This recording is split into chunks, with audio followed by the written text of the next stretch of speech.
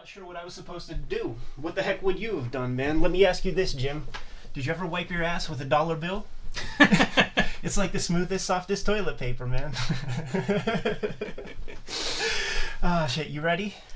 Yes. All right, man. Hit that record button. I'm ready when you are. All right, ready? Yep.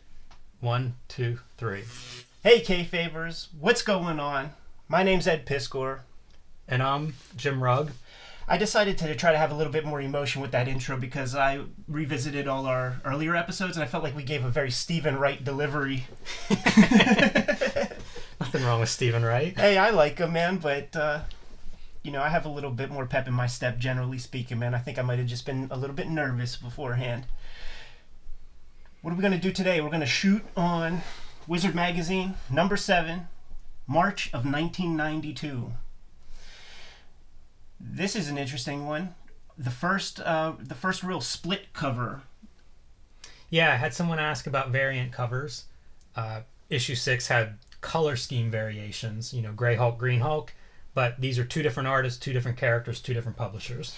In issue 6, there was an article about the differences between the UPC symbols, the barcodes, and sometimes there would just be like a single image that was drawn on there, and we discovered that the barcode is indicative of a magazine that goes to the newsstand. Gareb Shamus wisely chose a more popular character that was known by the mainstream for the newsstand cover. This is for the marks, this is for the smart marks. Well said, yeah, that makes total sense. I think Flash had a TV series at this point. Yeah, Flash definitely a higher profile character. Bart Sears is back. He drew that cover? So this is Bart Sears' second Wizard cover. And the Exo Manowar cover went to the direct market, that means comic book shops, and it's drawn by the illustrious Barry Windsor-Smith, who has an interview on the inside of this baby. Inside front cover ad for a Boris Vallejo Series 2 set of trading cards. Trading cards are a big deal at this point. Non-sports trading cards are all over the place. I googled it to see what's his comics work, right? Yeah. I know his work as a fantasy artist, cover artist. He's done almost no comics. He's done some Marvel character trading card art, and that's about as far as you can go. Maybe a cover for a Marvel comic, yeah, but not a comic artist. Poor man's Frank Frazetta. Not interested. And here we have an advertisement for new issue of previews, and they don't bury the lead, man. How to judge new comic for investment potential. It is a speculator market for sure. It's the height of the speculator boom, or at least it's building towards it. That bubble is still expanding. They're cashing in on it. I think Wizard's cashing in on it. It is. With the editorial statement from the Stan Lee of Wizard Comics, Gareb Shamus, he just makes a note about the staff is increasing at the Wizard offices these days, and there are going to be a few more regular features that we should expect throughout the magazine, though he doesn't call any of them out by name at this point. I noticed I was looking through Amazing Heroes this week, because I look through Amazing Heroes every week. Patrick Daniel O'Neill, who's been the contributing editor since issue 1, is a name that goes back at least to Amazing Heroes. He was doing editorial and writing on that series as far back as the mid-'80s. The other person that I found there was Andrew Mangels. Yeah, the Hollywood Heroes guy. Right. When we mangle Andy Mangel's name. Yes, so he was also in those old Amazing Heroes pages. Interesting credits in those issues. Lots of names that continued around comics. Fantagraphics represent. And I know Patrick Daniel O'Neill is subscribing to the channel, so what's up, Patrick? Kingpin Comics. Talk about not burying the lead. Using Kingpin as like the figurehead of your investment. It's like these guys are telling you that they are gangsters. So I search for all of these comic book stores because I love comic book stores and want to know, who knows, maybe Kingpin Comics still exists. So what I found in the old Google machine is an article from 1993 called Can Comic Book Market Crash? Let me read a paragraph for you. Please do. Comic book collecting is quickly becoming a miniature stock market, complete with junk bonds, speculating, and possibly insider manipulation of the market, local comic book dealers say. So this is based in Arizona, this article, and it features several shops in the Arizona, Tempe, Phoenix area. It's basically centered around Arizona. And one of the shops is Kingpin Comics, one of the guys that's quoted in the article is Greg Bulls, Buls, who is the guy behind Kingpin Comics. Other articles that I found was about a collection that he had bought in the late 80s. It was like one of those big legendary collections. He goes on to found a company. It's like Bulldog Trading or Collecting or something that I think is still active. It was at least active into like, say, 2010. And after that, I kind of lost the lead a little bit. But he's basically a comics collector speculator. He talks about in that article that he would actually do investments for people where they might not even see their comics. He talks about it right here, like past investment picks include Ghost Rider 1, 2, 3, 4, 5, 6, and 15, Darkhawk 1, Incredible Hulk 377, and he goes down a list and he says, a lot of people missed out on good opportunities. If you would have listened to our investment picks at this point, like 18 months ago, you could have resold those same books back to us for 53% return. 53%. Bernie Madoff, by just giving his people regular 10% increases in their net worth, and this guy is bolstering a 53% return. The amazing thing is that he sticks around. Like, he's still around. You can track at least 25 years of him in comics, buying and selling and talking about switching from eBay because it's Feebay. But the most interesting thing I found, and then eventually he starts writing for Wizard. So around issue 11, he shows up at Wizard and he's writing the speculator column, like what books to buy. And he does that for several issues, and then he goes away. And in this article, like, Gareb Shamus has to sort of say, they don't do any of that stuff. Like, it really was lots of insider stuff going on all over the place, from publisher to the guy who was, Kingpin Comics. There you go. Yeah, let's get the hell off of him really quick, man, because I could see this guy having lawyers and nonsense like that. A Very Brief History of Exo Manowar by Patrick McCollum, and brief indeed. The previous issues, there would be a several-page overview of a classic character that had 3 decades of story. And here we have just a single page, 3 paragraphs about Exo Manowar, who's probably in issue maybe 10 at this point.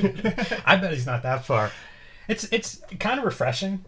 The Hulk If has you say 4 so. pages and it's multiple personalities and child abuse. Exo is just abducted by spider aliens and seems to be Wolverine when he's not in his costume, and then the costume's a living symbiote, so Venom was popular at the time. Let's get a dash of that sprinkled in.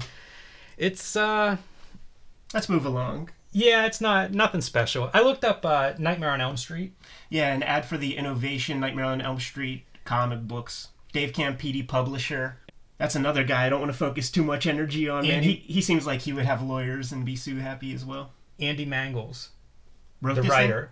He wrote several Nightmare on Elm Street books for Innovation. I think they published 3 miniseries. And when I was looking this up to figure out like a little bit about Innovation, they did a lot of licensed books. Almost exclusively licensed things. Anne Rice comics. Anne Rice was one, yeah, for sure. Maze Agency, I think, is one that people might know if they're going to know a book that came out of there. They did an adaptation of Gene Wolfe's Executioner, Shadow of the Executioner, I think it's called. I read the books. They're fantasy books, kind of good. I never read the comics. But when I was looking up Nightmare on Elm Street, this was not the first Nightmare on Elm Street licensed comic. Was the first stuff Marvel? Marvel magazines? It was, yeah. Steve Gerber. Marvel magazines that I would have bought off the newsstand in the late 80s and just been confused. Rich Buckler is kind of the layout artist, credited layout artist. And I don't know, I got these, like I said, I was buying comics at the newsstand, into horror movies, into VHS. So they caught my eye and pretty good looking. Smart for them to go magazine route so that they could escape the Comics Code Authority and show, disemboweled ladies and things. Right.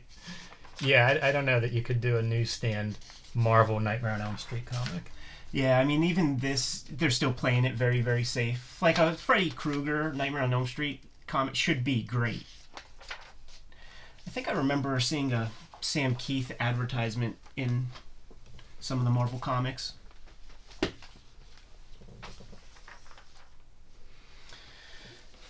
The Fastest Man Alive Here we go back to those. It should be a not as brief history of the Flash. Yeah, this is no Exo Mano War, but I would like to read one little piece. Yeah, more power to you, man, because my eyes glazed the hell over reading this thing. I'm not a big Origin fan. I'm not a big DC fan. I have no interest in the Flash, although running is kind of fun. But this is from, I think, paragraph 2.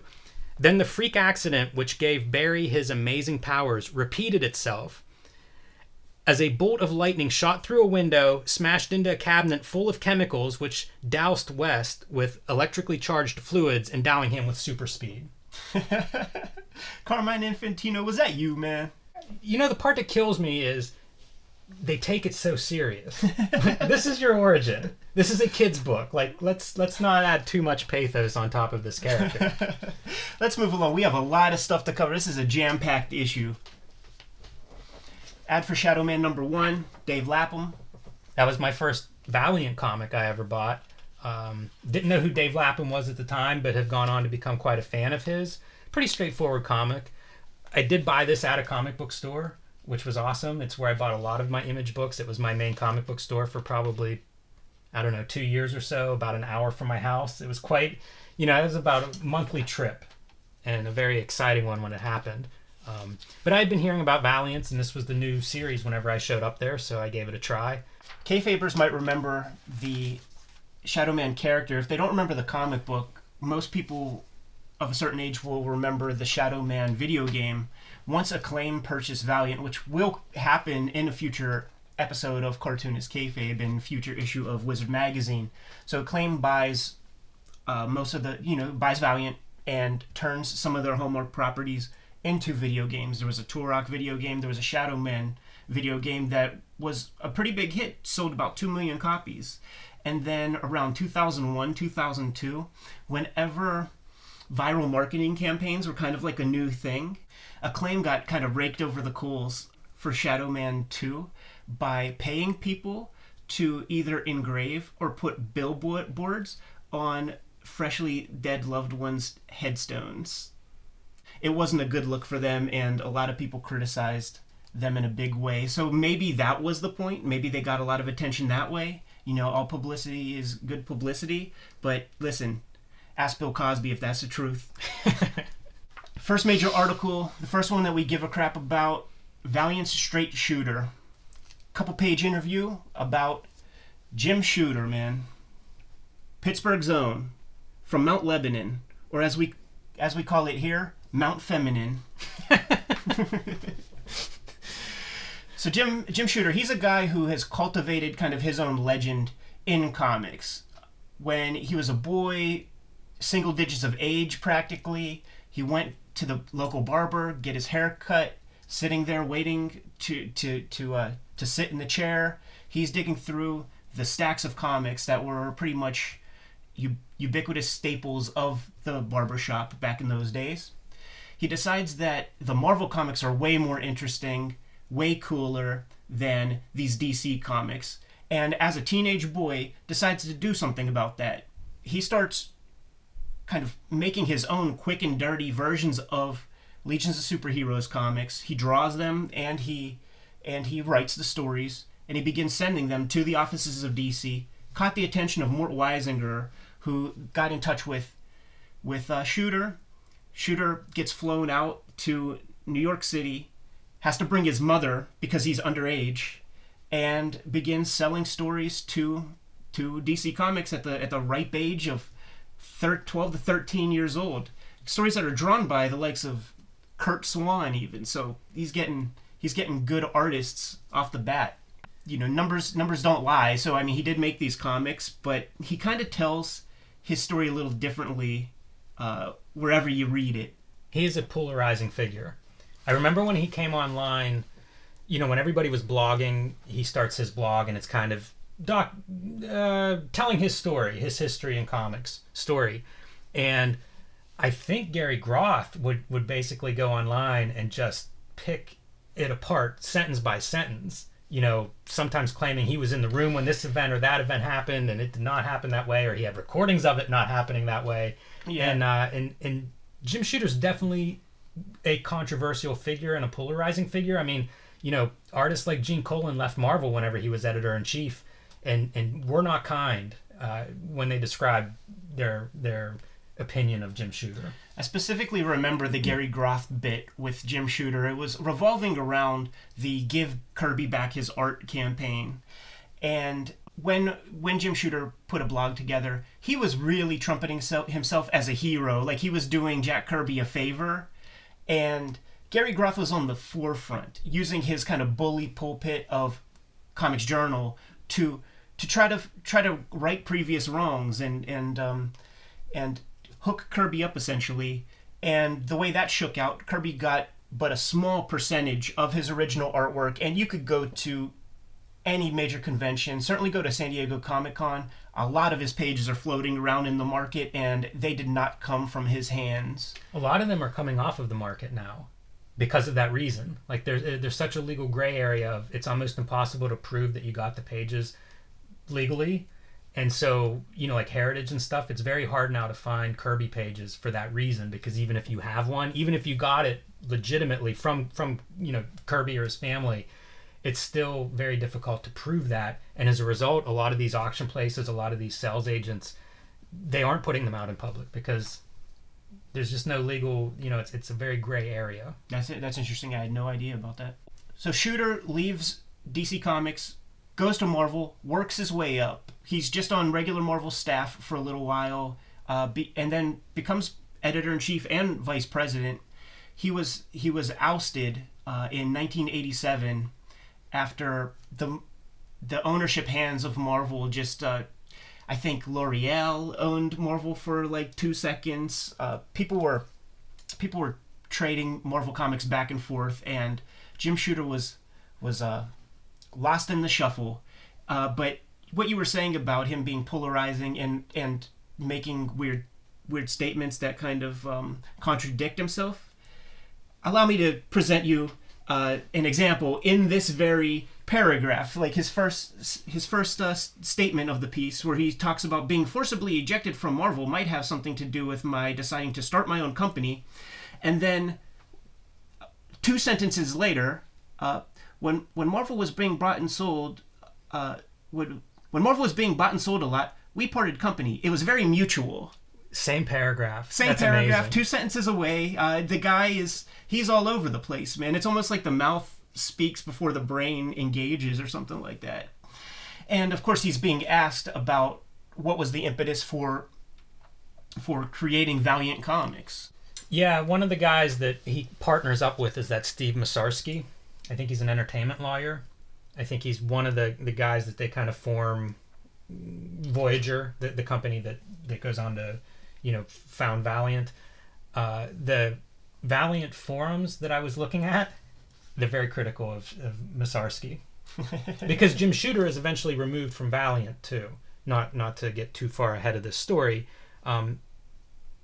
But comics was such a big business at this point in time, 1990 to 1992, that he was able to arouse venture capitalists to invest in this Voyager thing, assuming that comics were going to be the next big thing. One of their earliest investment attempts was to actually try and buy Marvel Comics themselves once they got like a good pool of money together. But they inevitably were beat out by Ronald O. Perlman, not the guy who played Hellboy, but this insane mover and shaker, multi-billionaire guy who just invests in all sorts of stuff, from licorice to comic books to cosmetics to anything where there's a dollar, it seems. Yeah, I think there's a book about him owning Marvel Comics. The 90s are such a tumultuous time. I can't remember the name of the book, but I feel like there was one published, after Marvel goes through bankruptcy and stuff in the 90s. Somebody wrote a book, and I think Perlman's a big character in it. Marvel was changing hands. Man, is that useless information?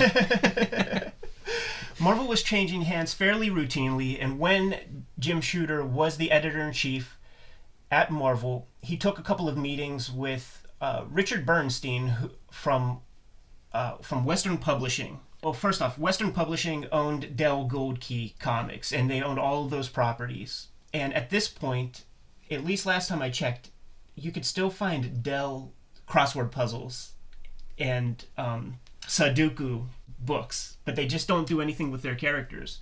So this Bernstein guy with Western Publishing made a bid to Jim Shooter when he was editor-in-chief to try and buy Marvel Comics. That deal did not work out, but they struck up a pretty mutual friendship. And Bernstein knew about Shooter and these venture capitalists pulling money together, building Voyager, building Valiant, and he promised Shooter, kind of on a homeboy level, handshake contract, that he would pledge the Dell Gold Key characters to his business whenever he gets it up and running. And he was good on his word. They had these meetings in the 80s, and it took Jim Shooter a couple of years to get the financing together so that he could put those wheels in motion. And Bernstein, good on his word, allowed Shooter to pick and choose the characters that he wanted for his Valiant line. And ultimately the characters that he chose, he being Jim Shooter, was Magnus Robot Fighter, Dr. Solar, or as he's known in Valiant, Solar Man of the Atom, and Turok Dinosaur Hunter. One other side note on Western, because it doesn't really tie in here, but they published Golden Books. I didn't realize that was them. Very profitable for decades. Yeah, that's absolutely worth noting, because a part of the deal that Jim Shooter and Voyager and Valiant Comics had with Bernstein was to use the Western Publishing distribution channels for strategic comics. So I'm talking about Nintendo licensed comics, and I'm talking about the WWF licensed comics. Now, my first Valiant comics were the Legend of Zelda comics and a Game Boy comic. And I got those from Kmart. Shooter says a lot of stuff in this article that I agree with.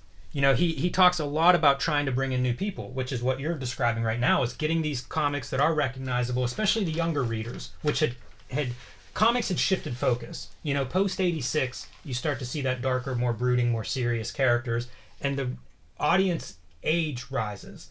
And so when Shooter's doing things like Nintendo licensing and getting it into toy stores, Toys R Us and Kmart, he is targeting that young reader again. Something that, we've heard other people in Wizard talk about this. If you don't develop those readers at a young age, they don't grow up to be older readers, comic book readers. So I like that stuff. Bringing in new people. He describes the direct market as as quote, direct distro ghetto, and talks about how small that market is, which I think is interesting in a year where we've seen 8 million copies of X-Men sell and 5 million copies of X-Force sell. I mean, think about the comics market now in terms of the direct market compared to 1992 in terms of size. And even back then, at the height of the direct market volume, he's looking at it and saying it's very small. And I don't disagree with him. I think it's very limited, then, now, because you do sort of need to be a comic book fan to walk into the comic book store. He sees the numbers too, because he is able to use Western's distribution channels. And somewhere in this article, he mentions that those Nintendo comics are pushing 1 million copies in the marketplace, but the gatekeepers that kind of keep tally of what is the most popular comic, they had several networks that they were working within to boost their readership and to sell copies.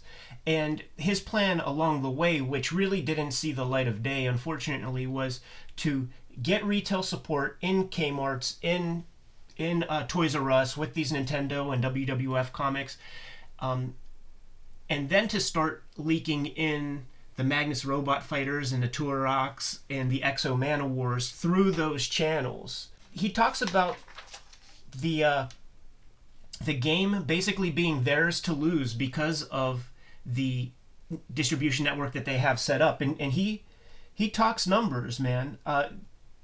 The number of outlets that he has that Marvel basically doesn't, or the average comic book company really doesn't. He lays it out very clearly. Newsstand markets, newsstand outlets, 25 to 30,000 outlets across the country. Direct market comic shops, 4,000 of those. and then mass market outlets. This would be the Toys R Us. This would be the Kmart's, and grocery store chains. 60,000 of those. Like at this point in time, right now in 2018, approaching 2019, we don't have those 60,000 opportunities anymore. The closest examples that I can think of in fairly recent times was whenever Hot Topic would jump on something and put out, I don't know, Emily the Strange or a Jonan Vasquez Squee comic or something. Yeah, that would have been early 2000s, because I was Street Angel was being published by SLG at the time, and so Dan Vado, SLG's publishers, would talk about that. Like, they did big numbers through Hot Topic. You're right about that. Today, obviously, online is where you can reach these audience potentially. But he also talks about doing collections, in this article. So he is very forward thinking, because we haven't seen a lot of graphic novels in Wizard. Trade paperbacks are still in their infancy at this stage, but he is talking about that because, again, he's working closely with Western. He understands, book distro, and that is a potential way to get these comics in front of a wider audience. And right in this article, he cites 2 upcoming trades, one that doesn't come out, one that does, but it's still, he's thinking in those terms, which is a different way to think. We haven't heard a lot of people talk about collections up to this point. In trying to attract new readers, he's talking about the big push that Time Warner DC made whenever Dark Knight Returns came out and it was collected. And he flat out says, well, first off, he says, okay, brace yourselves, I'm going to be disappointing all the marks out there. Yes. But he clearly says that this comic was designed for comics readers. It got a mainstream push. You could look in issues of Playboy magazine from 1985, and Time Warner had ads, $10,000 ads in magazines for The Dark Knight Returns. So it sold a lot, but they really invested a lot on that book. And I have actually a personal example, because I redrew the entire first issue of Dark Knight Returns when I was a little boy, but I was skittish about my lettering, so I had my mother letter it for me. And as she's like lettering my pages, she's like guffawing, and I'm like, what's so funny? And she's like, this is stupid. She broke my heart. And I was like, defending it. Hey, this is important comics. I think it's a good point to make. He goes on to talk about how he thinks the focus on stories has gone away. And his example, I interpret it as critical of decompressed storytelling. He talks about how he'll hear about some hot new author or some great talented wordsmith, and he'll read his comic, and it's 20 pages, and it's barely the start of chapter 1. And it's just not story. Like, if that was your introduction to comics, you would go away very unsatisfied. And he was famous for saying, like, when he was Marvel editor-in-chief, one of his tenets was every comic is somebody's first comic, and so it needs to read that way and be satisfying.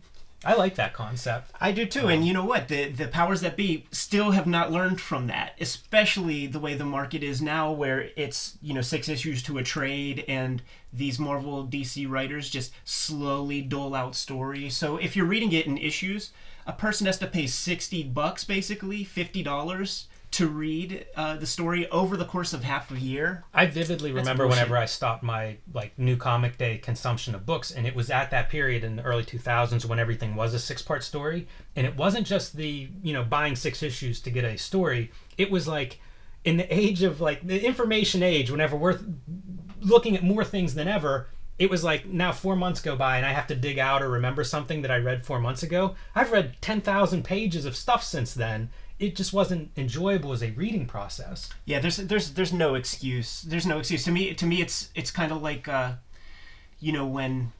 when guys are in the labor force laying brick or something, and the guys who write those kind of comics are the bricklayers who are like, hey Jimmy, slow down over there, you're making us look bad. Yeah, you know right. what I mean? Like they have a story, they have a good idea, but they're slowly putting it out there so that they could keep getting their their page rates and stuff.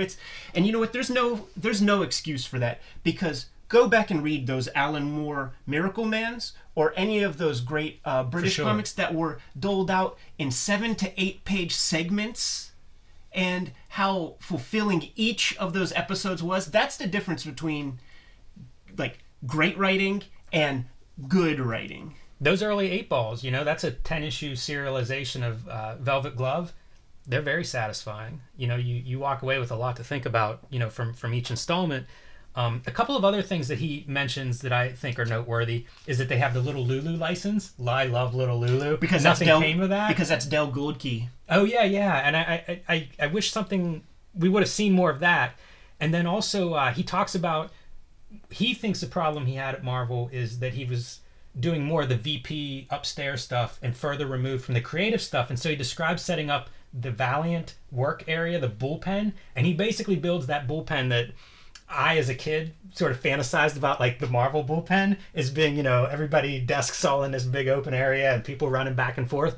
But he describes Valiant as being that way, that he is in the middle of this room. And, he even says, like, I can concentrate with all that noise going on. And there's a conference room if I have to talk to somebody one-on-one. But I thought that was interesting, just again, is like, I'm trying to picture how this works back in the day. And I love this stuff of, like, this is how it used to be. Like, you did have an office of staffers. And, we did just have desks set up and stuff was coming in and going out. And people were yelling back and forth about, whatever story detail they were trying to figure out. It sounds fun. I don't know how accurate any of this is, but he does describe that as his setup. We read that part, a couple paragraphs after he talks about getting venture funding to build the company and all that. And what he's describing with the bullpen style is very Silicon Valley. Yeah, and I can remember stories around this time that those offices were rough. They would be cold in the winter or hot in the summer. Those meaning Valiant? Yeah, the Valiant offices. I think it was very much like, try to get this up and running. In this era where the story matters little to the big companies, he describes the other publishers as not even being publishers per se. They are more like the Franklin Mint. Yes. They are in the business of selling collectibles. They're not in the business of publishing stories and books and stuff. He builds, Valiant builds quite a foundation in this beginning, and a year from now he's gone. So, this is kind of the very early days. Like you had mentioned EXO being up to 10. I think it might be around 4 or 5. We'll find out later in the issue, but it's very early on. Like he was only there for, a year and a half maybe in terms of publishing, like Magnus. I think Magnus was probably about 18 issues in whenever Shooter was shown the door. So a very small amount of comics. It's something like 50 comics or something that they produced while he was there. Good run though, like go buy those if you're. That's what I did. I like those comics. It's a very interesting superhero universe, and we would see a lot of companies try to replicate that over the next couple of years. Most of the professionals that have been interviewed in these magazines up to this point, they're in that headspace of make hay while the sun is shining, and they understand that they're in the midst of a bubble and that the bubble will burst. So if you guys remember in, I believe is episode 5, interview with the Simonsons, how they were imagining how the speculation bust was going to shake out. Jim Shooter basically says the same thing that Louise Simonson said in the previous episode, where he says, sooner than later, someone is going to try and sell those hot titles and find out that all those number ones aren't worth anything, and then that's going to be the end of it. Yeah, it's a run on banks. Sometimes these Wizard magazines would be jam-packed with good content, and we just left the legendary Jim Shooter, and now we're on to the legendary Barry Windsor-Smith. Barry Windsor-Smith was, it was kind of catch as catch can, the cartoonist that I would find early in my reading days. And Barry Windsor-Smith crossed my path because he did Weapon X and Marvel Comics Presents. It was a book that I had access to, and it was a book that just blew my mind. I saw an interview with him talking about doing this story, and it's Wolverine's origin, my favorite character at the time. This artwork looked great, so I picked it up. He's writing it, he's drawing it, he's coloring it, he's even co-lettering it. So, like, there wasn't anything, I'd never seen anything like this, and you can see the art on the covers, man. Like, this is not that happy G-rated cartoon style. Like, this is some serious Wolverine's bloody on the covers, traipsing through the snow, claws out.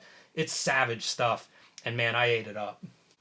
Did you ever look and read the old Barry Smith before he added the Windsor stuff? So it would have been an issue of X-Men and a couple of issues of Avengers. Much, much later. It was stuff that I tracked down. The Weapon X stuff hit me I was, I was buying it off the stand. So it's 1991. I was probably a year into reading comics, if that.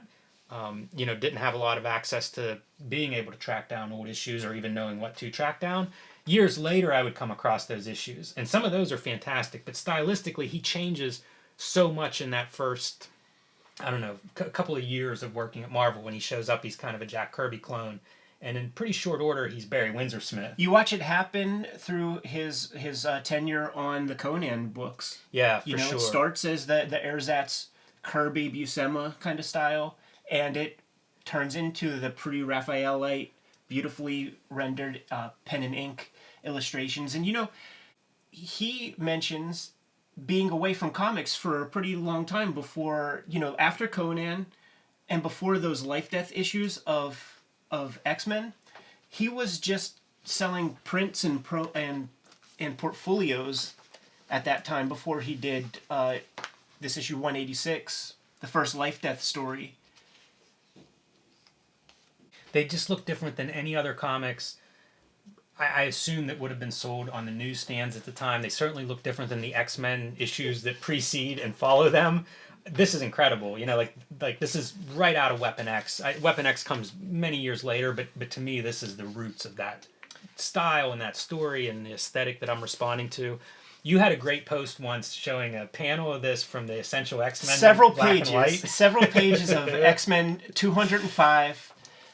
Printed in Essential X-Men, maybe number 7, and of course that material is all printed in black and white. And I, took a couple captures and posted it online, sent a tweet out, and said, "Heaven help the colorist who would have had to have colored these pages if BWS didn't do it on his own. Only he would be able to make sense of certain things. Even that first panel, like, can you imagine as a colorist?" I always think of Wires as stuff that he does well. He did that Machine Man series, and it's just lots of wires connecting Machine Man and the robot parts all through Weapon X, the wiring. That's something he does really well. The snow is an effect that he does really well.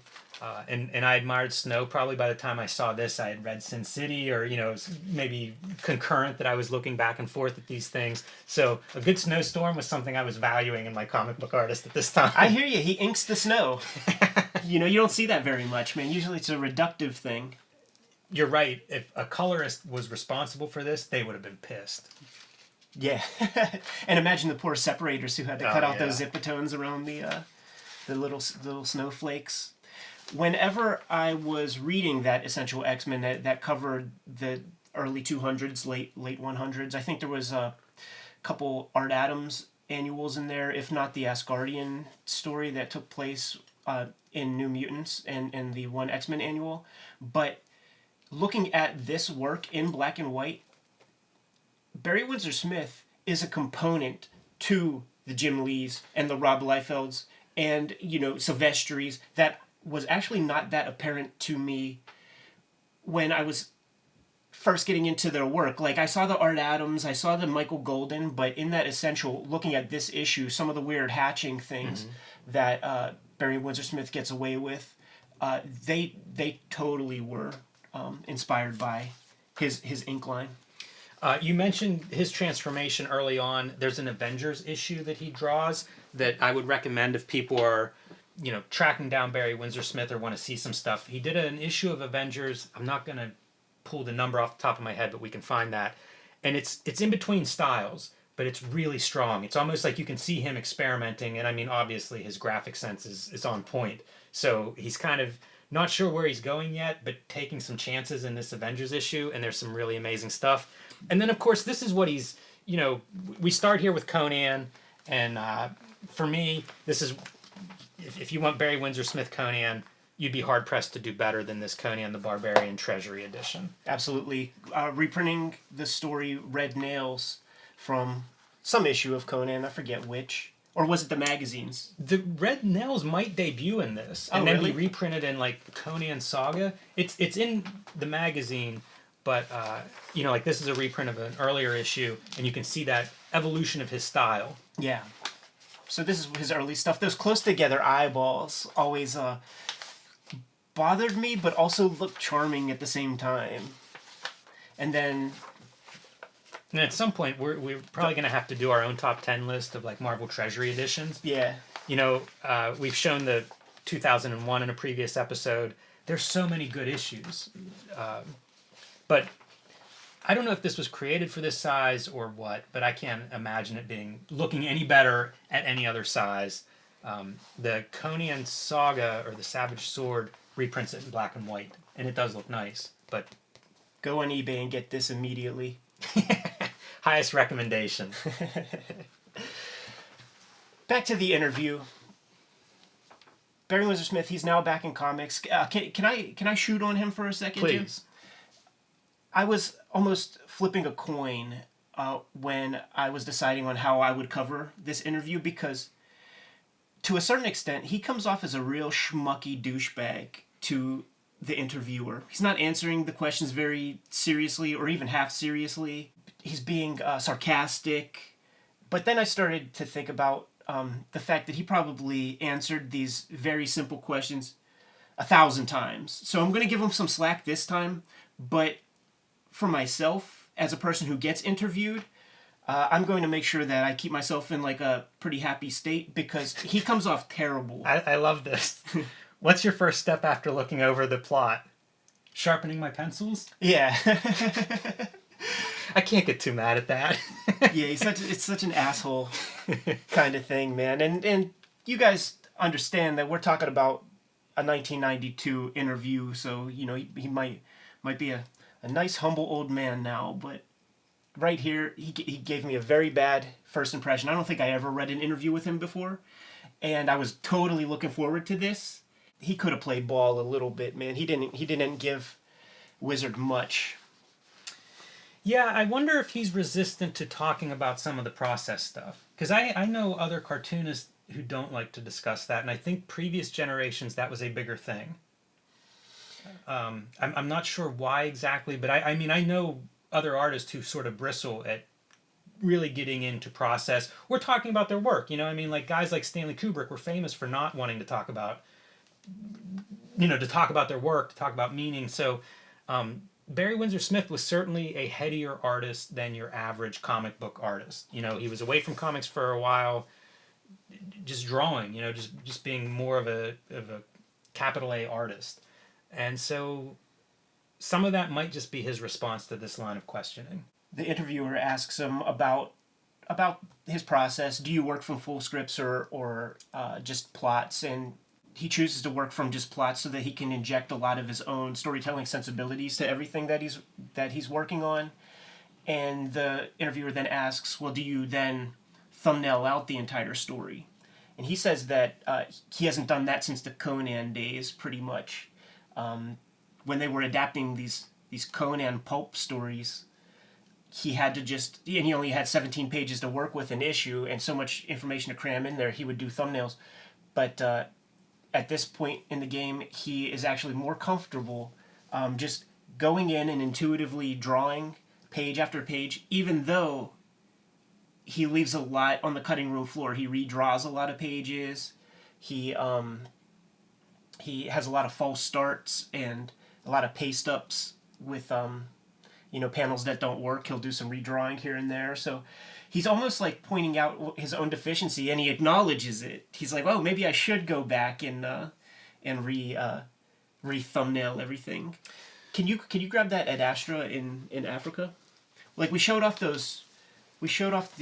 Life Death issues of the Uncanny X-Men series, and this Ad Astra in Africa that was published by Fantagraphics was supposed to be this is supposed to be Storm, and it was going to be the third part of the Life Death trilogy. And from what I read in the credits for this book, he wrote the story, so that's a departure from the earlier Life Deaths that were both written by Chris Claremont. But I pull this up to show off just and here's the work in black and white. Like imagine if you were the colorist on this. But in the back matter of this book, he shows off a bunch of these false starts that went into putting this issue of what would have been X-Men together. So these pages hit the cutting room floor, and you can't do this page in a day. You know what I'm saying? I think it's interesting that he works from a plot. He prefers to work from a plot, and that he does just kind of go in and start drawing, and maybe those pages don't make the final cut. Because when I think of his work, it is just art. Like he's a much more interesting cartoonist than the average Marvel cartoonist, Marvel comic book artist that I was seeing. And it makes sense to me that he would approach it as like intuitively, visually, and then kind of piece it together. And maybe you have to make edits in order to make it all fit together. But that makes sense to me. What you see in his pages does look different than what you see in almost everyone else's. Now, he's not being interviewed in this Wizard magazine to talk about his past body of work. He's now working for Valiant Comics with Jim Shooter. They ask him how that came to be, how this new venture came to be, why is he with Valiant? And he talks about being a longtime friend with Bob Layton, who was on staff at Valiant, and Bob kind of coaxing him over to Valiant to give him space to do whatever he wishes.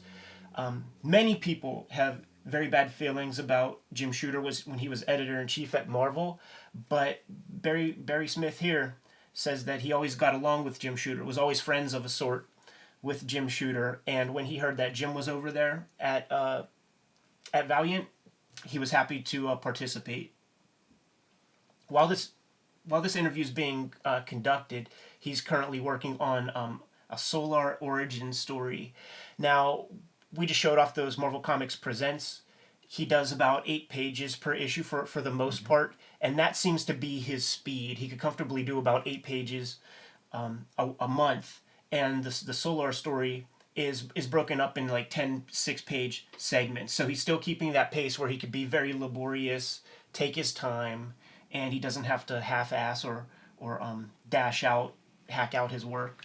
Yeah, and that story, that origin of Solar, is collected in a trade paperback, worth tracking down. It's all Barry Windsor-Smith, and the cover's just black. It's like I don't know if it's spot varnish or black on black cover, but if you're a Barry Windsor-Smith fan, it's a good way to see what Valiant was doing at the time. And I think Jim Shooter is the scripter on that story. I think it's been a while since I've read it. He'll go on to do other Valiant titles. Archer and Armstrong is the one that I remember.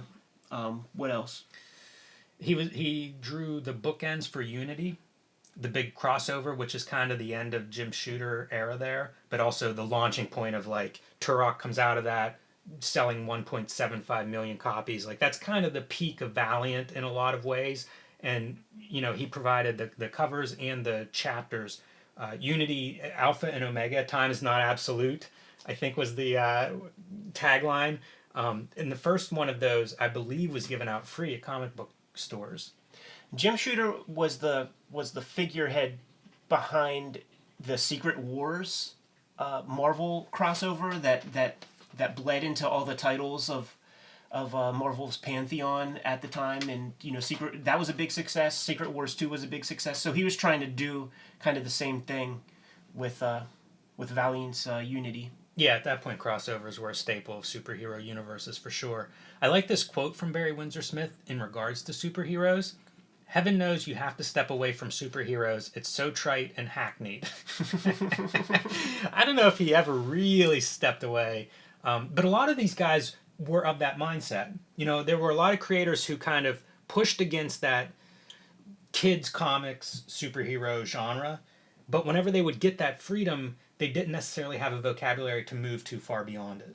And I don't want to be too critical of Barry Windsor-Smith in that way, but I think it's possible to look at almost all of his comics through the lens of superheroes. Even the stuff that he might call sci-fi or fantasy, it still kind of fits those tropes in a lot of ways, especially visually. 2 big interviews already, so why not have a third? Larry Stroman, we talked about him a lot in previous episodes. So Wizard finally got in touch with the man, and we get to dive into his process a little bit with this interview here. The 4th X artist. He was drawing X Factor, kind of the 4th X book behind X-Force, X-Men, and Uncanny X-Men. Right. I mean, it's the reason that he came on my radar. Those are high-profile books, including X Factor, and this was a very organized shakeup. And so he got to be the X Factor guy, and it got my eyeballs on it, and I became a fan. Before this picture was taken, Larry talked about this on Facebook. He had Jerry Kroll mullet, like Ice Cube. Yeah. Bishop was created after him. Whilst Portaccio was pulling a rib. That's pretty cool. Yeah, was pulling a rib. And if you see an older Larry Stroman photo, he really does look like Doughboy from Boys in the Hood. And you know what? He flat out says that was what he was going for, just like fashion-wise. So whenever an interviewer is getting a hold of somebody who's not like a Barry Windsor-Smith, where we all know the body of work, the logical first question is, Larry, where the hell did you come from? I think it's especially apt for Larry Stroman because his style did seem different than everybody else's, right. Which is what I liked about it, which is what my friends who liked him liked about it. And he mentions spending half his time in various museums and libraries. So they ask him, what were your earliest comic jobs? He did a couple issues of World's Finest, issues number 316 and 317. But then he mentions directly after that, he got to draw some backup stories in American Flag comics. I was digging through my archives in the Piscor studios here, and I actually have the comics, man. American Flag 21, 22, and 23. Now get this. The writer of the stories, Alan Moore. Wow, that's starting at the top. Yeah, it is. He's inked by... Now, this looks nothing like the Larry Stroman that we know.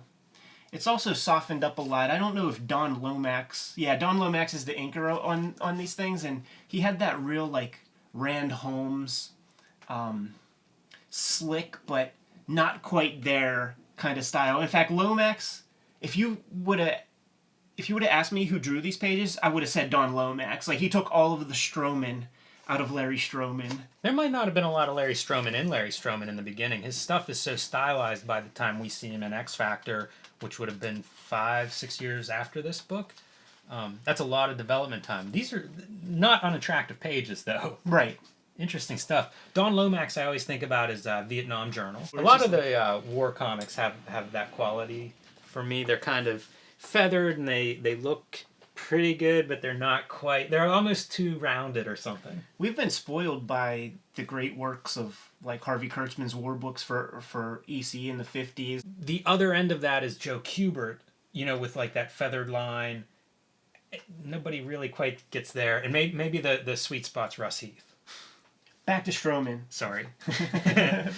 He worked as a draftsman for a while. Jim, what the fuck is a draftsman? A draftsman would have been, you used to draw everything by hand. So like, he also talks about architecture, and I think those two are in conjunction. So you would literally be drawing the plans for a building, for anything that was going to be built. And when I was in high school, we had drafting classes, and shortly after that, everything just went digital. It went to computer-aided drafting, CAD. But man, the drafting, you can still find lots of plans. Usually cities will have records of these, and they're beautiful. They're gorgeous. Some great artists were draftsmen. In the Barry Windsor-Smith interview, he talked about not thumbnailing out the complete stories. He would just intuitively get to work. Larry Stroman is asked a similar question, and he says that he thumbnails the entire issue, but this is an interesting little piece of OCD.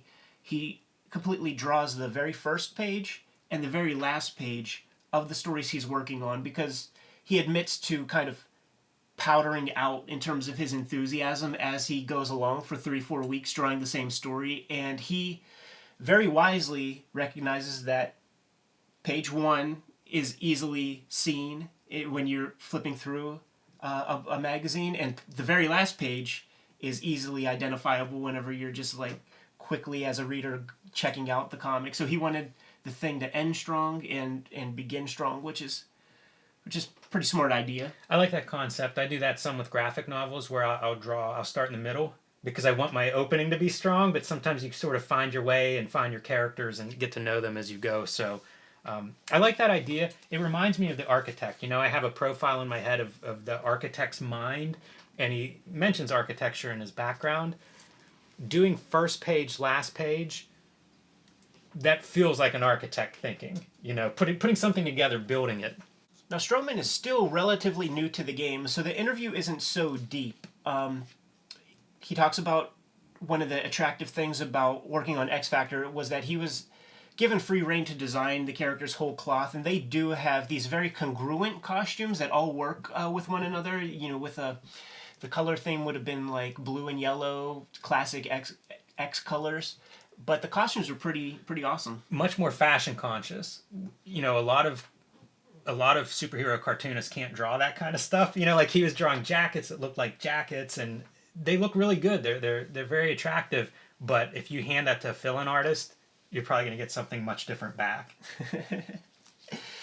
And in the height of the writer-artist as a phenomenon, everybody gets asked. And so does Larry. He likes working with writers. One of the things he wants to do is work on different stories across many genres. So he's done science fiction with like Alien Legion and some other stuff. He's done superheroes, but he wants to do other kinds of stories. I don't know that he ever made good on his goals. It doesn't seem like it. But I would like to see a noir crime Larry Stroman comic. Yeah, for sure. You know, like Barry Windsor-Smith, he says he prefers a plot to a script, you know, in terms of what he's working from. The interviewer also asks him about his 5-year plan, and he doesn't really have one. My takeaway from that is, if you cut to 5 years from now, I don't know that he's making comics. You know, and this is a crazy time period for comics, and I think if you don't have that vision, you know, we see Ron Lim early feature in Wizard, but cut to 5 years later, and he's in a very, maybe he's in the same place in a lot of ways, while other guys, his peers, these other interviewers go on to bigger, better, different things. And I think that you can see a little bit of that here with Larry Stroman, where maybe he doesn't have that vision for, if he could do anything, what would he do? You know, not everybody considers that, and then when that is in front of you, you may not be ready for it. Towards the end, he's also asked about some of the artists that he's looking at these days. Man, Javier Saltares, Mark Texiera, Dennis Cohen. I was always interested in his influences when I first found his art because it was so different. And he always had these kind of answers. Like, he was looking at a lot of stuff, and I can remember one interview where he would talk about maybe get hands from one artist and, you know, get legs from somebody else. And it helped me understand his style and why it looked different than everybody else's. You know, it seemed like he was, I don't want to say a sponge, but it seemed like he was very visually literate and looking at a lot of different stuff, and probably not just comics is my impression. That pretty much rounds out his interview. And on the right-facing page, one more ad by our guy Spar. Batman this time. He went basic. Spar sighting. Wow, what a spread. Yes, sir. All right, guys, strap in. So this is written by Tom Palmer Jr. on the road to self-publishing success with Dave Sim, creator of Cerebus. It's Palmer's Picks. For all intents and purposes. This is essentially the second Palmer's Picks. Correct.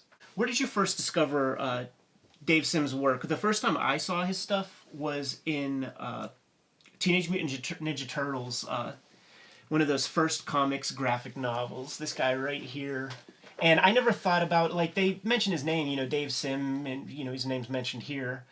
But I kind of overlooked this character because they, meaning the Ninja Turtles, would always have other anthropomorphic animal characters come through their comics. Usagi Yojimbo, Panda Khan. So it didn't register to me in any major way.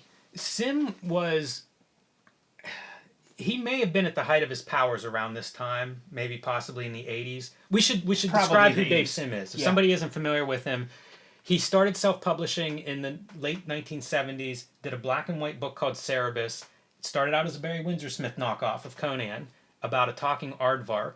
At some point early on, he declared that he was going to do 300 issues of this aardvark. So it's a limited series. Yes, limited series. And it was going to tell his whole story. And it would take whatever that is, 20 years or something to do it. 20 pages a month. 25 years maybe. But he had a plan, and that was it.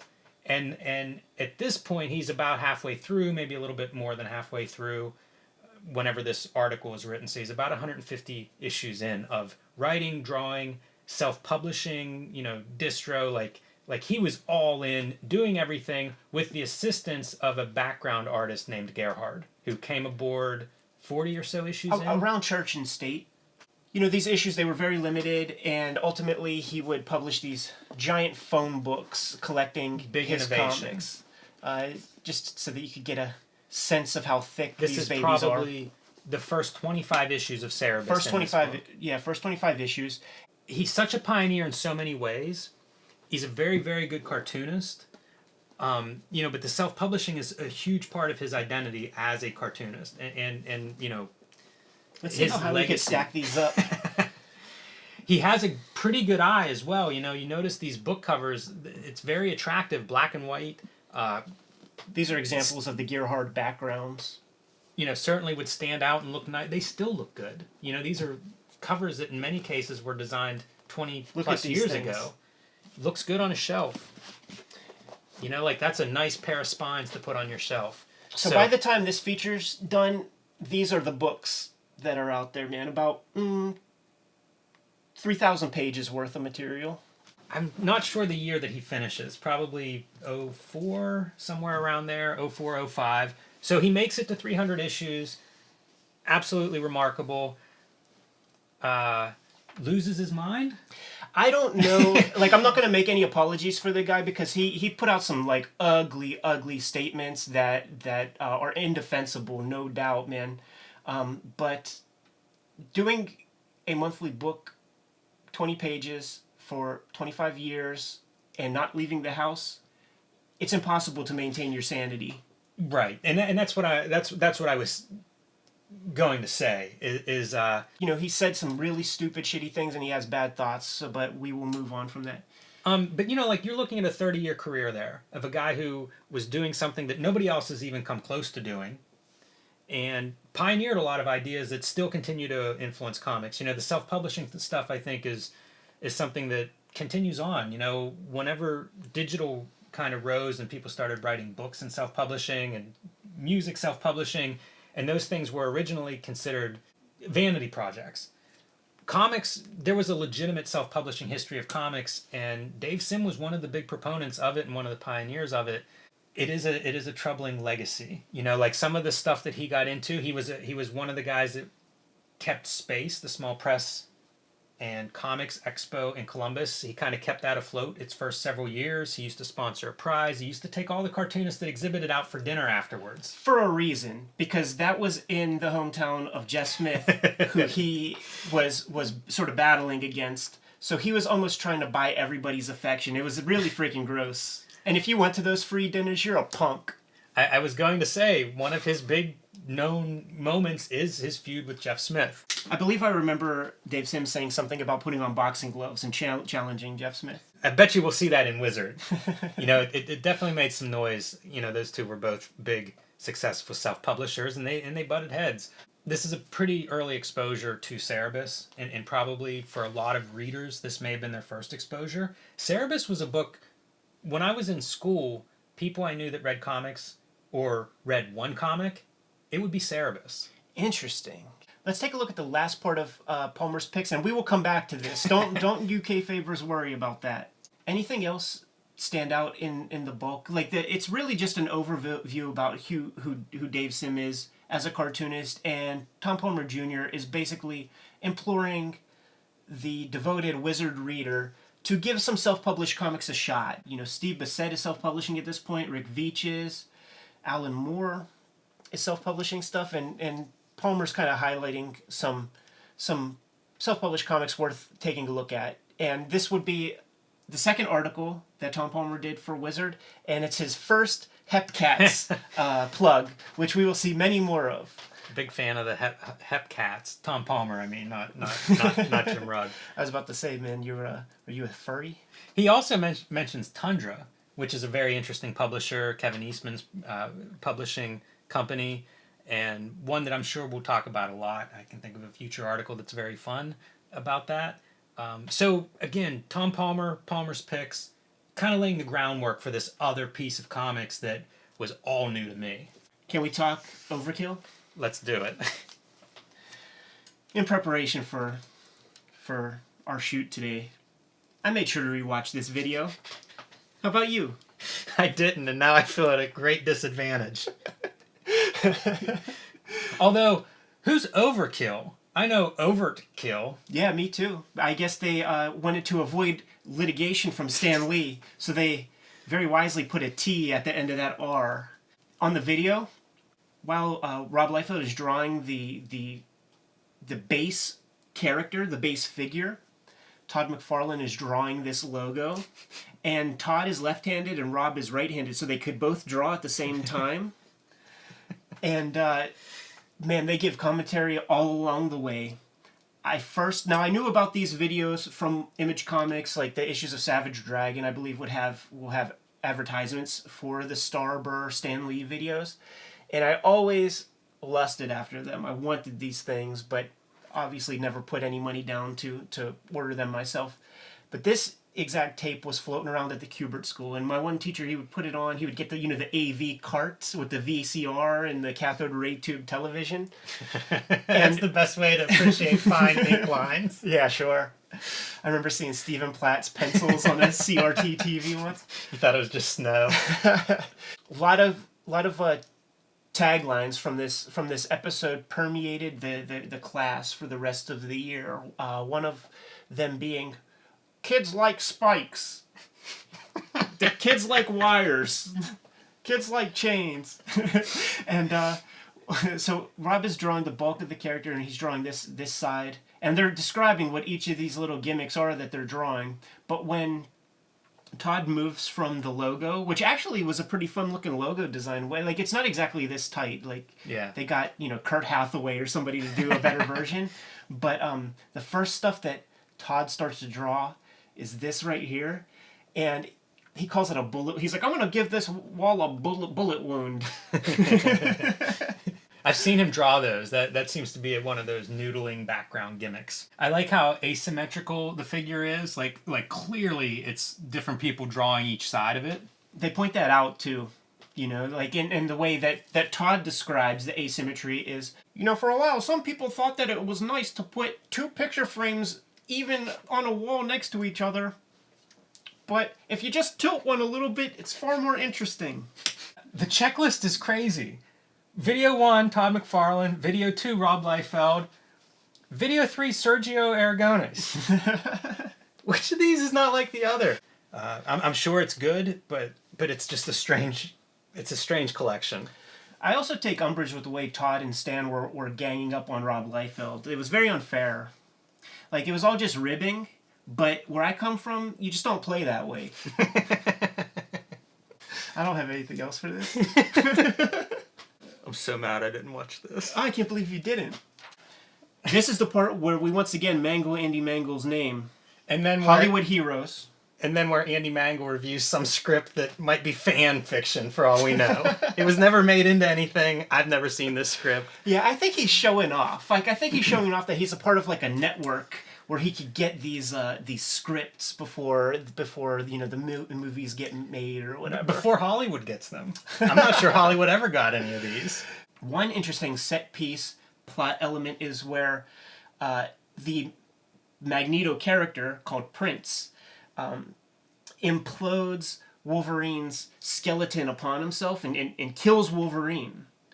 And he's buried, and they have funerals and all of that, and the rest of the plot continues as Wolverine's body slowly starts to stitch himself back together while he's in that casket, and eventually erupts from the dirt to save the day. I think that's where Tarantino got Kill Bill 2 from.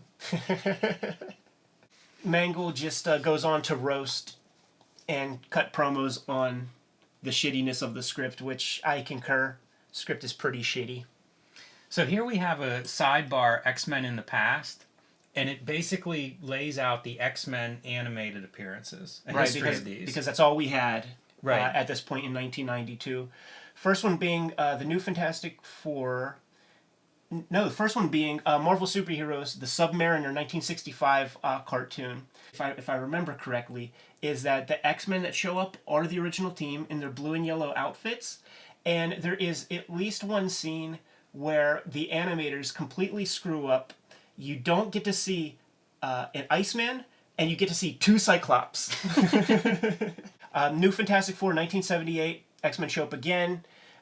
Spider-Man and His Amazing Friends, the episode that introduces the Firestar character. I still have that on VHS. And, of course, the Pride of the X-Men pilot, which Marvel produced completely themselves, They shopped it around to try to get picked up by some sort of network or something, and that just didn't happen. But you could tell that they had high hopes because that 4-player giant X-Men arcade cabinet is completely based on the designs and everything from the Pride of the X-Men cartoon. You get to play as this Dazzler. All these characters show up. The villains are the villains that are in the opening sequence of the X-Men Pride of the X-Men pilot. I like that the last entry is X-Men action figure commercial. Make sure you add that to your collection, all you completists. And here we have Jim's favorite page. How long does this last? Good question. Breaking In, A Career in Comics, Crazy Dream or Sick Obsession by Nat Gertler. Wow, somehow I missed that subtitle, The Crazy Dream, Sick Obsession. Both of those things. That's perfect. That's probably the best writing in Wizard Magazine up to this point, in my opinion. And it's probably the best thing that Nat Gertler wrote.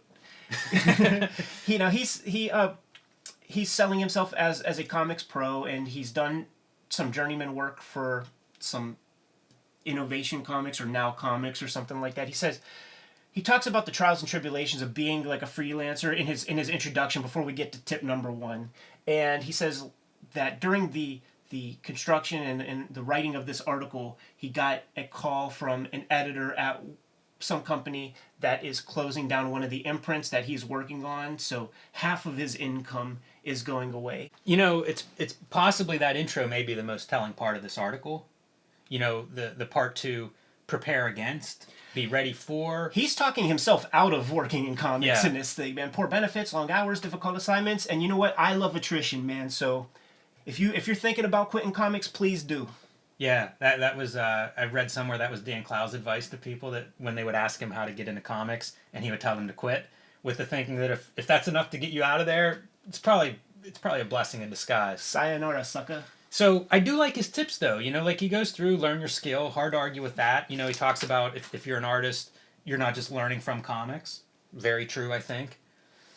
Tip 2, learn the other skill, meaning if you're a penciler, you got to tell a story, and vice versa. If you're a writer, and you writers today, you could still use this goddamn advice, man.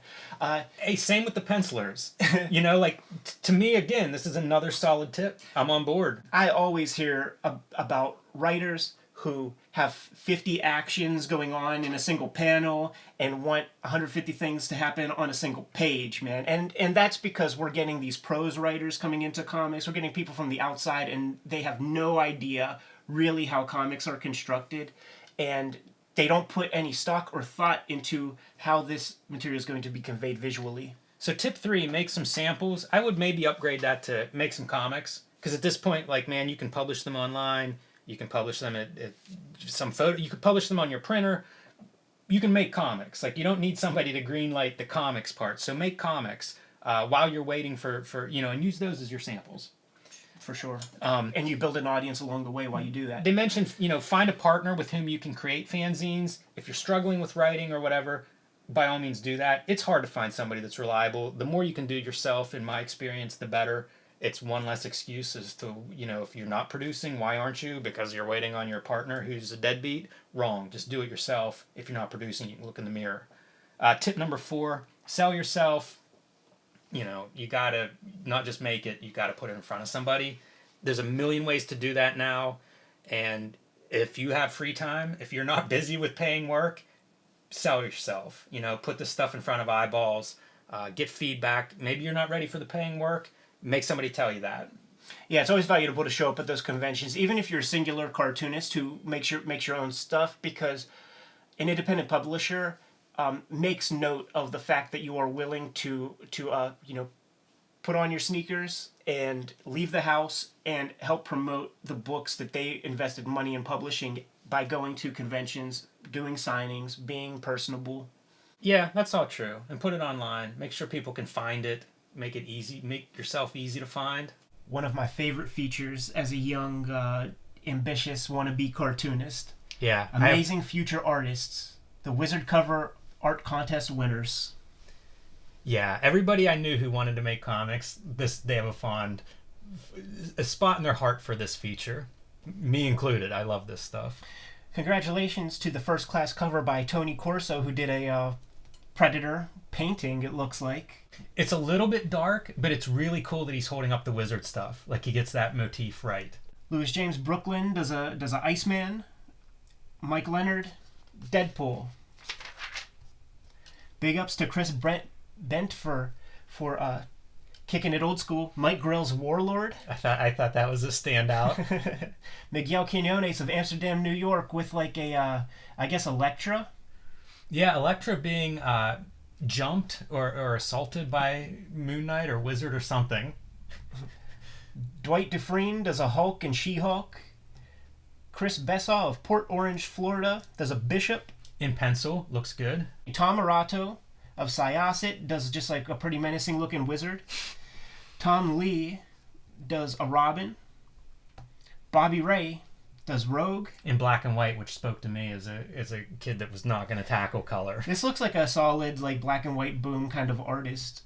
You could imagine them doing a New York City Outlaws type comic. And Hector Hernandez of New York, New York does a She-Hulk. I have a note on the She-Hulk that it reminds me of Patrick Ian Rooks.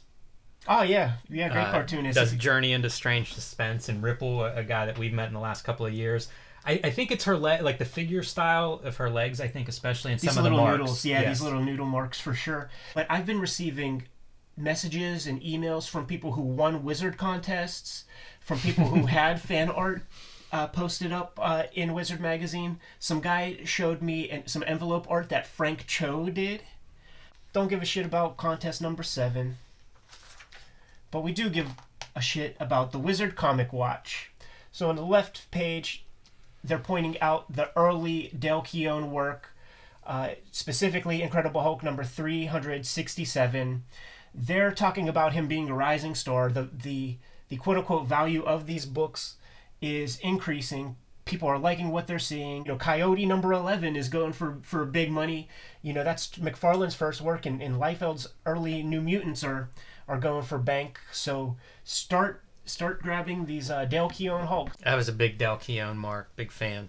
Still am, I guess. Although a lot of these guys I like better when they're not quite mature or don't have time to go over or rethink their work that much. Like, these Hulks were great. He kept a monthly schedule, but they have that raw energy that I think the monthly book maybe brought out of people. Del Keown, he's another one of those vestiges of the black and white comics boom. Dragon Ring, I believe. Dragon Ring or Dragon Force, out of Canada, Aircell publisher. I believe they published both of those titles. I'm just not sure which one Del Keown was the artist on. That's even better. But he did a lot of issues of those black and white comics before he made his way to Marvel. On the right page, in the midst, at the height of cable fever, the Wizard guys were very smart in prognosticating that maybe this Deadpool character is going to be worth a little something. So, of course, you know your homeboy Ed has several copies of New Mutants 98. Some schmuck ganked one of them, my original copy, which upsets me. The second appearance of Deadpool in X-Force number 2 is worth some value. This is my original copy that I picked up on the stands in September. Looks like you enjoyed that one. I enjoyed it a lot, and I have a treat for you and the Kayfabers at home, because this comic and this story was so important to me. I read and reread for years. So in 1994, here's a little Eddie P. Deadpool. Sweet. But Rob Liefeld inspired me to create my own characters, right? So there's this character called Swift Spear. I heard that Rob Liefeld's issue 1 of X-Force was almost like mimicking the storytelling in some old George Perez comic. So I'm like, okay, so that's what you do with comics, right? Now, I don't have every page, but here's my little Swift Spear comic where I basically am cribbing I cribbed the entire issue. I only have a couple pages left. So it's like, okay, we have Kane, we have Swift Spear. He's looking down, lurking on some dudes at, on a wharf. Same here. Water. And then we get a close-up of the antagonist with the guy in the back, on the roof of the warehouse. And then attack. Pretty solid storytelling there from both Eddie P. and Rob Liefeld. And just for fun, we'll do the page 2 splash page. There it is. Boom. There it is, man. Rob Liefeld, we salute you, man. Look at that Weapon X callback, I might point out. toying around with our resident Pat Sajak, Brian Cunningham. This article, he's talking about the gimmick of the mail-in action figure. Did you ever have your shit together enough to mail away for an action figure? Did you ever collect your flag points on your G.I. Joe toys and get a Serpentor or a Cobra Commander? I had very few action figures growing up. I would watch like the G.I. Joe commercials and kind of lust after some of those. I believe Sergeant Slaughter was a send-away figure at one point. Yeah, I think so. William Refrigerator Perry was a send-away G.I. Joe. Yep. I think there was supposed to be a Rocky Balboa that maybe never came to be. Never came out, but his antagonist, Big Boa, came out. But I was aware of them from a distance. Brian, if you're out there, I have to tell you that I'm very disappointed in 1992 Brian Cunningham here, because he's talking about the first mail-away figure that he can recall, which would have been the Kenner Boba Fett figure. Very famous figure. With the and he talks about how he unfortunately wasn't one of the kids who got to get the Boba Fett figure with the rocket pack that shot actual rockets. But that toy never came out. Anybody who says they got it, they're bullshitting. And the people who do have the prototypes are very few. There might have been 10 produced. So Brian Cunningham, the resident toy wizard in the magazine, is just perpetuating an urban legend. Shame on you, Brian. Do some investigation, Brian. And then he ends the article talking about a mail-away Toy Biz Punisher figure that looks like Elvis. Yeah, he was very disappointed in that figure. The Wizard of Cards, Stephen Seamus, talking about hologram cards. We don't care about that, but they're teasing even further. For the past 2 issues, they've been teasing the Jim Lee X-Men cards, and here's a little glimpse. This month's number ones. Hey, Jim, did anything jump out at you that came out this month? Texas Chainsaw Massacre from North Star, horror publisher out of Chicago that we've talked about in the past, but not really. I'm always surprised by the list of publishers in these number one columns so far, because most of them I've never even heard of the publisher. There is one, number one, that's covered on here, but it's going to be covered when we turn the page, so we'll talk about that one when we get there. Picks from the Wizard's Hat. Listing of the hottest books shipping in February. And the first one on the docket, Marvel Comics Presents number 100, written by Howard Mackey, drawn by Sam Keith, with, if you look in the actual comic, art assists by Tim Vigil. Whoa. Somebody else mentioned that, and I believe Sam Keith may have worked with Vigil as an assistant before, like coming up. I believe that was a little bit of Sam Keith's informal art training. So it's interesting to have Vigil now assisting him. David Quinn, writer of Faust, we know that you're a subscriber. Say something in the comments about how this relationship worked out. The thing is, though, when you take a look at the issue, it sounds great on paper. The idea of it sounds great. But in the same way that when Ken Langraft drew a comic with George Perez, like a Hulk Wolverine comic, our friend Benjamin Mara explained it best. He said they're cool. They cancel each other out in terms of coolness, and that's kind of what happens here. Now, even a mediocre Sam Keith is better than almost anything else that comes out that month, but you're not getting the Sam Keith who did those 8-page bits every month earlier with his Wolverine story, his blood. What was it called? Blood Hungry. Blood Hungry. That's what I thought. But those Great 2 words. Title. Yeah, they didn't. Also makes no sense. Yeah. Cue the drum roll. Because everything's about to change. Yeah. Justice League Spectacular number 1. What do you have to say about it, Jim? Dan Jurgens writing and drawing? Be still my heart. Oh, fuck that. Youngblood number 1, coming from Malibu. Bada bing, bada boom. But look, man, it doesn't say Malibu. What's that say? What's that right there? Image. They're talking about Malibu Comics is gearing up to create its own universe, and Youngblood is the debut of it all. Interesting, huh? Nobody has ever explained it in a very quick, snappy, cogent way on all of these Image documentaries that were out. We don't know at what point the Image founding fathers are like, nah, that's okay. We got this. The profit of a book, what goes back to the publisher is about 20%. This is after everything.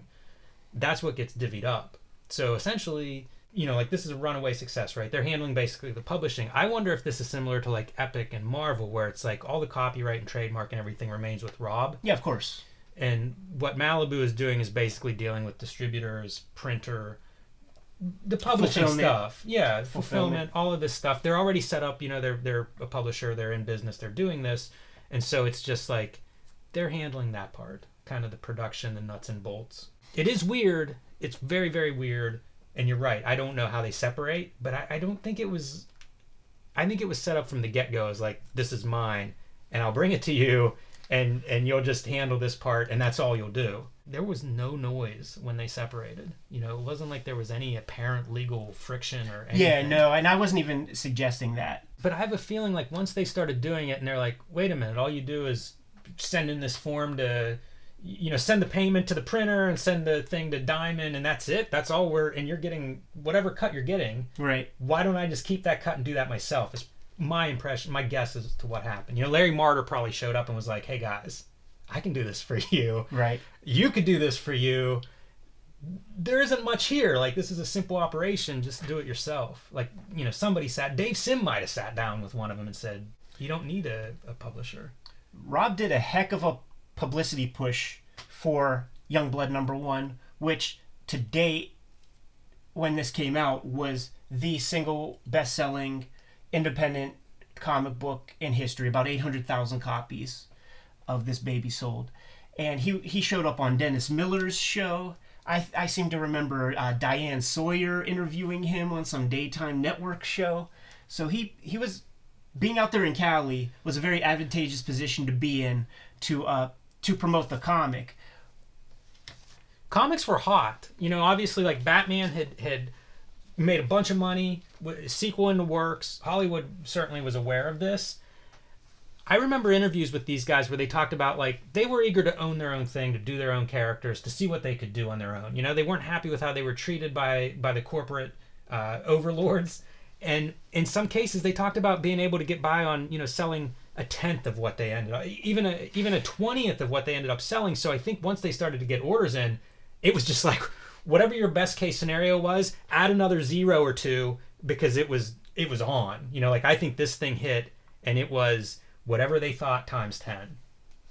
Another smart move from Rob is that he wanted to keep X-Force and Youngblood going concurrently. So he established this incredible selling series, X-Force, month in, month out, selling hundreds and hundreds and hundreds of thousands of copies. With a big storyline that he had been building for a year. And here in issue number 9, when you go through the pages, now you could see that there are jobbers working on this thing. Dan Panosian is doing like a lot of the drawing. And doing an imitation of Liefeld style. For sure. But you come to this ad right here, warehouse sale from American Comics and Entertainment, and right here there is an advertisement for Youngblood #1. So he is using the comic that he made popular to promote his own creator-owned comic. Like, even if you got 1% of sales from this ad, it's nothing to sneeze at. Like, maybe even next month's X-Force issue, we will see an image of this iconic cover. Check this out. Iconic cover. Not iconic cover. Flipbook format. And that's Saddam Hussein. Or, excuse me, Hassan Hussein. Oh, right. This was not the beginning of Youngblood. No? No, 1992? Come on, Ed. You know better than that. Here's an Amazing Heroes preview special, summer 1986. Youngblood. What is this? Written by Bob Liefeld and Gary Carlson, illustrated by Bob Liefeld. A 4-issue miniseries, 32 black and white pages on white paper, published by Megaton Comics. Same concept. If you read this description, and I can remember reading somewhere that he had drawn like a sample issue of this, and that's what he would show as samples. Rob, let's see this thing, man. Come on, goddammit. Youngblood is a new superhero team series in which the U.S. government wants to train and utilize superpowered beings of the Megaton universe. So Hold up. Some of the characters. Sci-Fire, Sentinel, Sonic, we don't know who Sonic is. Brahma, Stasis, Copycat, we don't know who that is. Some of the characters are the same. Oh, this is great. Female lycanthropes. How do you say that? I don't know how you say it, but it it's means werewolves. Yeah, it's feral. Yeah, that's awesome. I like to think like you're supposed to see this at the end of next year. They were starting late from the very beginning. This is a little follow-up to that. So this is Berserker. Story Gary Carlson. This is from the early 90s, but it's material that originated in the mid-80s. So this goes back to the Megaton stuff. They talk about Liefeld was going to draw Berserker back in the mid-80s, but decided to do his own book, which is Youngblood. So they mentioned that a little bit. This is an example of Rob Liefeld 1986 artwork. And for Eric those Larson, paying attention, 1984 artwork. Eric Larson. And then one more Rob Liefeld from 1986. That's a rough one. I mean, if we do the math, Rob is a teenager. Now, how do we follow that up with Darkhawk 14? Answer, we don't.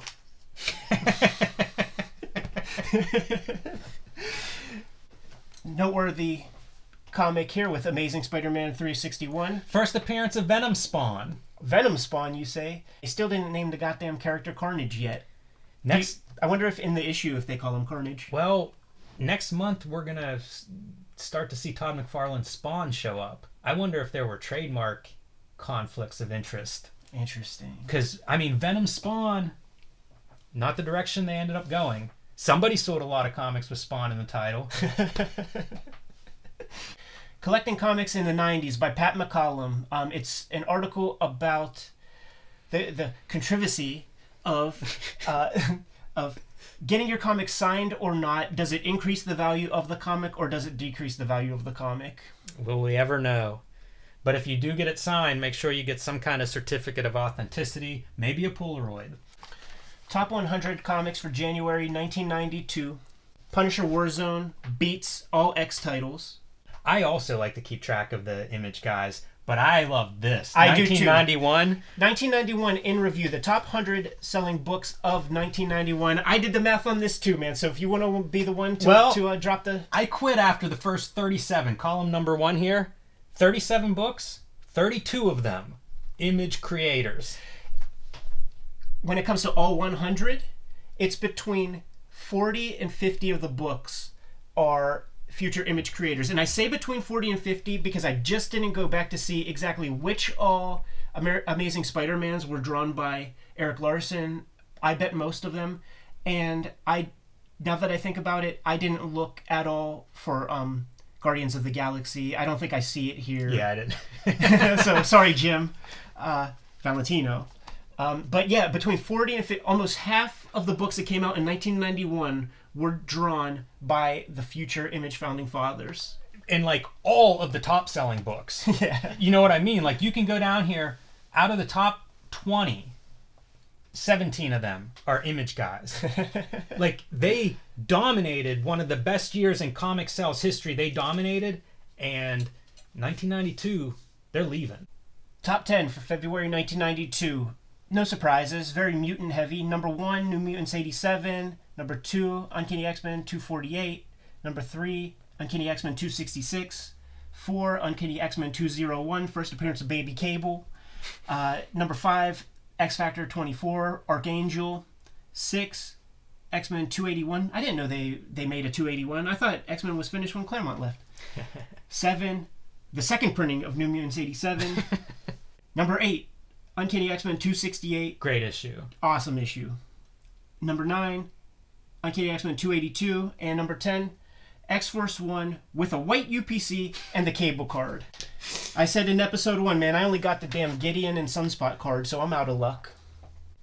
Wizard Market Watch. I didn't pull anything from this of note, with the exception of growing in popularity as current Marvel Comics Presents artist Sam Keith. His highly detailed work and distinct artistic style has really begun to attract many a reader, and it might not be too long before he's ranked up there with Lee, Liefeld, and Portacio. If they only knew. New Mutants 87, holding steady at $63, and New Mutants 98 at this point, $7. First appearance of Deadpool. I would buy those. I would go big on the Deadpool first appearance. I think it's a little bit of a bargain here. So if you can find those for $7, go for it. Shows and conventions. We only care about Pennsylvania. More specifically, we only care about Pittsburgh. And there's nothing. Magic words, the letters column. No letters stuck out to me this month. Like, I tried to read them. Sometimes my eyeballs glaze over. Yeah, I was unimpressed by them. I point out again the envelope art. 50% of them are X-Force. You know, like, it becomes trendy to make fun of Rob Liefeld and X-Force and Cable at some point. Very soon. You know, that backlash is sort of building. But they're so popular. You know, you miss the point if you criticize his draftsmanship or whatever, and you see the truth. You know, you see these fan art coming in and representing. That's going to do it for episode 7 of Cartoonist Kayfabe, where we cover issue number 7 of Wizard Magazine. I'm Ed Piskor. I'm Jim Rugg. We have social media accounts everywhere you can imagine. Instagram, cartoonist.kayfabe. Twitter account is @cartoonkayfabe. Hit us up in the comments. Like, subscribe. Every now and then we're going to be live streaming the recording of our episodes. We're probably not going to call it out very often, but if you're around, pop in, say hi. We keep the chat room up while we're recording. I have personal social media accounts. Ed Piskor is almost everything. Yeah, you can find me @JimRuggArt. Hell of a week, man. Heck of an issue. And it's only going to ramp up further. Yeah, I don't feel like anybody realizes what's happening yet within these pages. But we're in the midst of a revolution. Just wait till next week. See you then.